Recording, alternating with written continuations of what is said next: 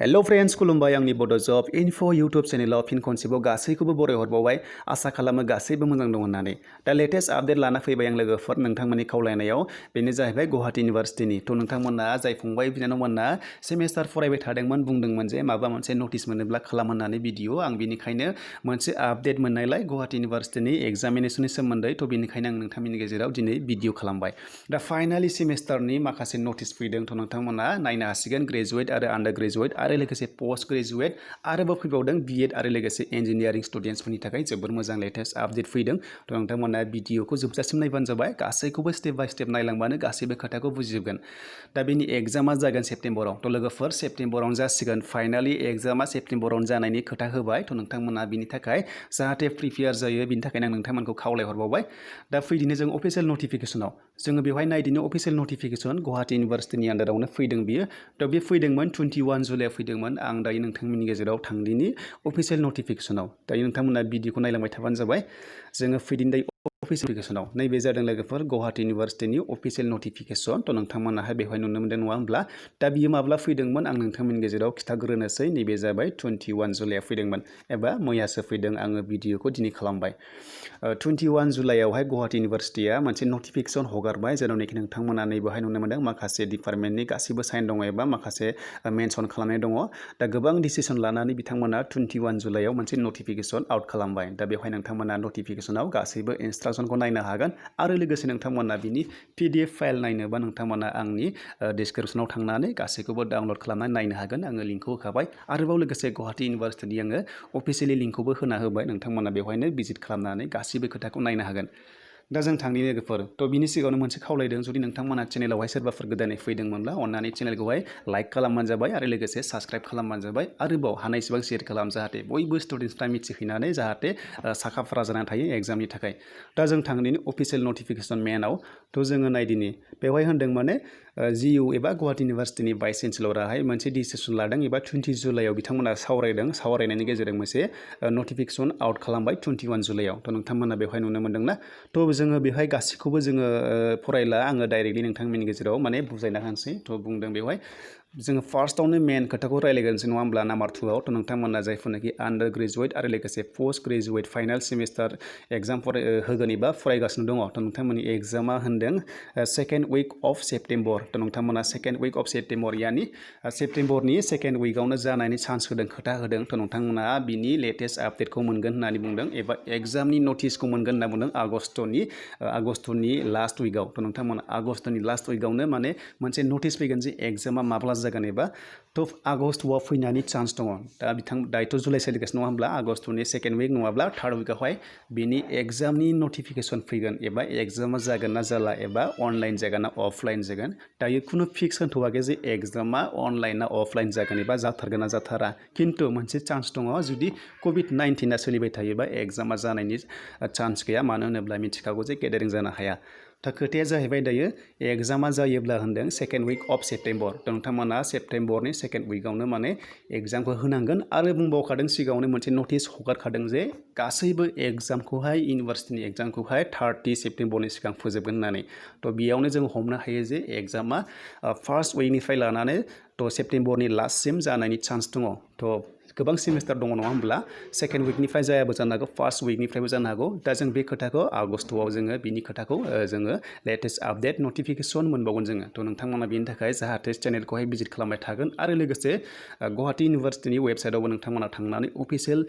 visit खालामबाय थानो हागोन दा फैबाय जोङो नायदिनि नाम्बार 1आव थ' बेवहाय होनदों नाम्बार 1आव नोंथांमोना नुनो मोनदों बेवहाय सेमिस्टार रेगुलारनि स्टुडेन्ट्सफोरखौ होनदों आरो आन्डार ग्रेजुवेटनिखौ आरो लोगोसे पोस्ट ग्रेजुवेटनिखौ सिगांनि माने इन्टारनेल एसेसमेन्ट मार्क्सखौ नायगोन आरोना नोंथांमोना जिथु प्रिभियास सेमिस्टार फरायदोंमोन बिसोरनि माखासे मार्क्सखौ नायनानै माबा मोनसे खालामगोन होनना बुंदों थ' नोंथांमोना बेनिखायनो जाहाथे बेखौ गोसोआव लादो एग्जामा जायाबो जानो हागौ जुदि जायाब्ला नोंथांमोना बेवहाय होनदों थ' सिगांनि पार्सेन्टेज एबा मार्क्सखौ नायनानै एबा पइन्टखौ नायनानै नोंथांमोननि गासैबो प्रिभियास सेमिस्टारनिखौ नायगोन होनना बुंदों थ' नोंथांमोना बेखौहाय बुजिबाय आरो जों फैदिनि जुदि नोंथांमोना जुदि बेहाय होनदों नाम्बार 3 नुनो मोनदों नङा होमब्ला बेवहाय बथ आन्डार ग्रेजुवेट आरो लोगोसे पोस्ट ग्रेजुवेटनिखौ होनदों नोंथांमोना बेखौहाय साबमिट खालामनांगोन नों कलेजाव सिगांनि मार्क्सखौ थ' नोंथांमोना सिगांनि मार्क्स एबा